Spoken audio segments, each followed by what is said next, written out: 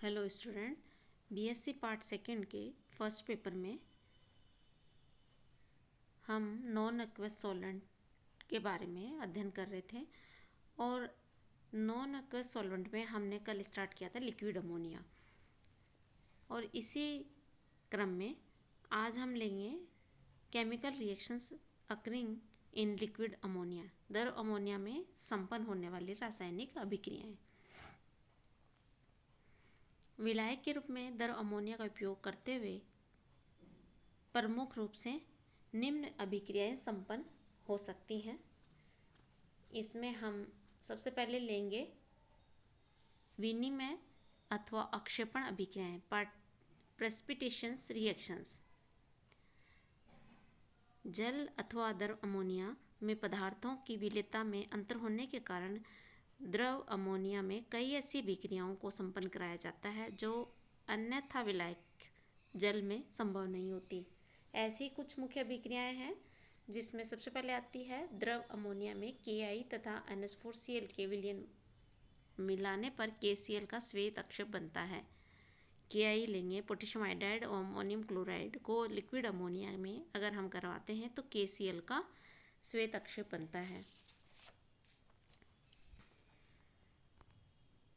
Second आती है द्रव अमोनिया में विभिन्न नाइट्रेटों के विलयन में यदि अमोनियम ब्रोमाइड अथवा अमोनियम आयोडाइड को मिला दिया जाए तो धातुओं के क्रमशः ब्रोमाइड व आयोडाइड अक्षेपित होते हैं।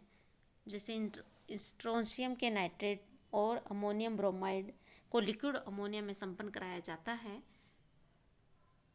तो स्ट्रोंशियम ब्रोमाइड का प्रेसिपिटेशन होता है। इसी तरह से जिंक नाइट्रेट को अमोनियम आयोडाइड के साथ में लिक्विड अमोनिया में अगर रिएक्शन करवाई जाती है तो जिंक आयोडाइड का प्रेसिपिटेशन होता है। थर्ड नंबर पे आती है द्रव अमोनिया में सोडियम कार्बेट का अक्षेपण निम्न अभिक्रिया से संपन्न होता है। इसमें हमने NH4 NH2COS और NaNO3 को लिक्विड अमोनिया में लिया तो सोडियम कार्बामेट का अक्षेपण प्राप्त होता है। फोर्थ नंबर पे आती है द्रव अमोनिया में अमोनियम सल्फाइड का विलयन, जैसे magnesium, zinc, cadmium, manganese, cobalt, silver, lead, mercury, bismuth, copper आदि धातुओं के नाइट्रेटों के विलयन में से इन धातुओं के सल्फाइड को अक्षेपित कर देता है। अगर हम सल्फर अमोनियम सल्फाइड लें और सिल्वर नाइट्रेट का लिक्विड अमोनिया में प्रेसिपिटेशन कराते हैं तो सिल्वर का सल्फाइड अक्षेपित होता है। इसी तरह से अगर अमोनियम सल्फाइड को कैडमियम नाइट्रेट के साथ में लिक्विड अमोनिया में संपन्न कराया जाता है तो कैडमियम के सल्फाइड के रूप में अक्षेपित होता है। द्रव अमोनिया में पोटेशियम एल्कोक्साइड की विभिन्न धात्विक लवणों के साथ क्रिया कराने पर धात्विक एल्कोक्साइड अक्षेपित होते हैं। कई विलयशील धात्विक हैलाइड द्रव अमोनिया में संकुल अमीन लवणों के रूप में अक्षेपित किए जा सकते हैं। NaCl को कैल्शियम नाइट्रेट प्लस अमोनिया के रिएक्शन कराई जाती है तो ये कॉम्प्लेक्स फॉर्म में एमीन जो है वो प्रेसिपिटेट होती है। नेक्स्ट रिएक्शन आती है द्रव अमोनिया की प्रोटॉन ग्राही के रूप में अभिक्रियाएं, reactions of liquid ammonia in the form of proton acceptor. द्रव अमोनिया में दुर्बल अम्लों अथवा उदासीन यौगिकों से प्रोटॉन ग्रहण करने की तीव्र प्रवृत्ति होती है।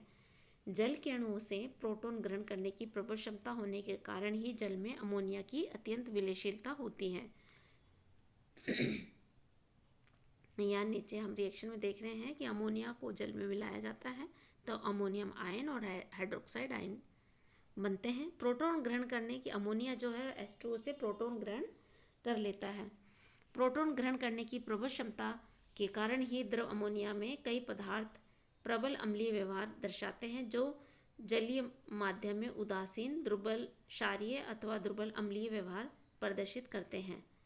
एसिटिक एसिड जलीय माध्यम में दुर्बल अम्लीय पदार्थ है क्योंकि इसके अणु जलीय माध्यम में विलायक के धनायनों की अत्यंत मात्रा को मुक्त करते हैं, जबकि द्रव अमोनिया की प्रोटॉन ग्रहण करने की प्रबल शक्ति के कारण एसिटिक एसिड के अणुओं में इसके विलायक धनायनों के रूप में अत्यधिक मात्रा में मुक्त होते हैं। एसिटिक एसिड H2O में अगर मिलाते हैं तो एसीटेट आयन और H3O मिलता है, यानी ये एक प्रोटॉन लेता है, और अगर अमोनिया के साथ करते हैं तब भी एक प्रोटॉन देता है। अतः जलीय माध्यम में एसिटिक एसिड एक दुर्बल अम्ल की भांति व्यवहार करता है, लेकिन द्रव अमोनिया में ये एक प्रबल अम्ल की भांति व्यवहार करता है। इसी प्रकार एसिटेमाइड तथा यूरिक या जलीय माध्यम में दुर्बल क्षारीय होते हैं, जबकि द्रव अमोनिया में इनका व्यवहार अम्लीय होता है।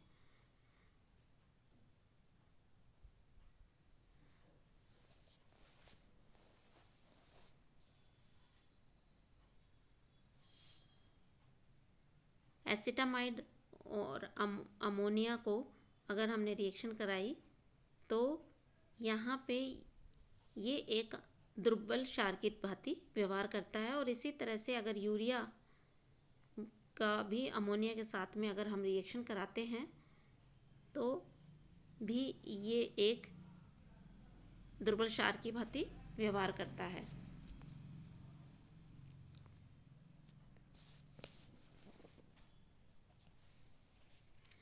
और नेक्स्ट आती है सिल्वर एमाइड भी जलीय विलयन में दुर्बल क्षारीय की भांति व्यवहार करता है, लेकिन द्रव अमोनिया में इसका व्यवहार अम्लीय हो जाता है। जैसे कि सिल्वर एमाइड को अगर अमोनिया के साथ में हम रिएक्शन कराते हैं तो ये एक प्रोटॉन डोनेट करता है और एमाइड के रूप में प्रेसिपिटेट होता है।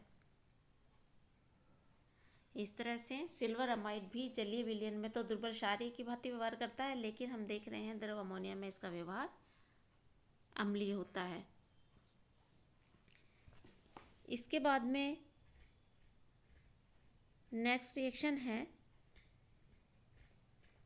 अमोनीकरण अभिक्रियाएं। इन अभिक्रियाओं में विलायक द्रव अमोनिया के अणु विलेय पदार्थ के अणुओं के साथ किसी भी प्रकार के रासायनिक बंध द्वारा जुड़ जाते हैं। इनमें द्रव अमोनिया के अणु इलेक्ट्रॉन दाता के रूप में कार्य करते हैं, जबकि विलेय पदार्थ के अणुओं में एक परमाणु ऐसा अवश्य होता है जो इलेक्ट्रॉन ग्राही के रूप में कार्य करता है। इस प्रकार की अभिक्रियाओं के फलस्वरूप बने हुए उत्पादों को अमोनिएट कहा जाता है, जो वास्तव में द्रव अमोनिया तथा विलेय पदार्थ के योगोत्पाद होते हैं। अमोनिया जल की तुलना में उत्तम इलेक्ट्रॉन दाता है, अतः जलयोजित संकुल आयन यदि द्रव अमोनिया के संपर्क में आए तो जल के अणुओं का अमोनिया अणुओं द्वारा प्रतिस्थापन हो जाता है।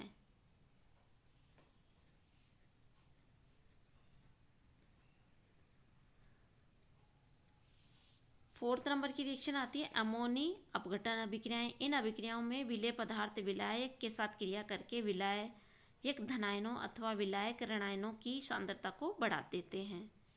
इन अभिक्रियाओं में क्रियाकारक पदार्थ का कोई परमाणु आयन अथवा मूलक समूह को प्रतिस्थापित होता है। कुछ प्रमुख अमोनी अपघटन क्रियाओं का अध्ययन निम्न प्रकार है। एमोनोलिसिस ऑफ इनऑर्गेनिक हैलाइड्स, अकार्बनिक हैलाइडों का अमोनी अपघटन। कई अकार्बनिक हैलाइड्स की अमोनी अपघटन क्रियाओं का अध्ययन किया जा चुका है।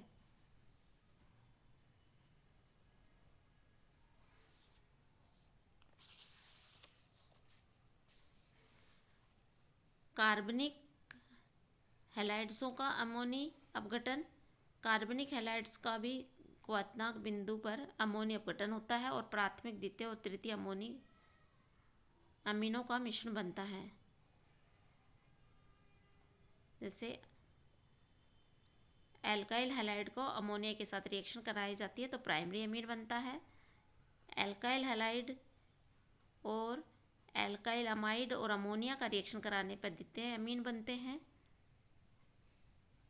एल्काइल हैलाइड और सेकेंडरी अमीन एंड अमोनिया का जब रिएक्शन कराई जाती है तो टर्सरी अमीन बनते हैं। तो इस तरह से कार्बनिक हैलाइडों का एमोनोलिसिस हमने देखा। और इसके बाद हम नेक्स्ट क्लास में लेंगे acid base reaction. Acid base reaction के अलग अलग टाइप को हम नेक्स्ट क्लास में देखेंगे।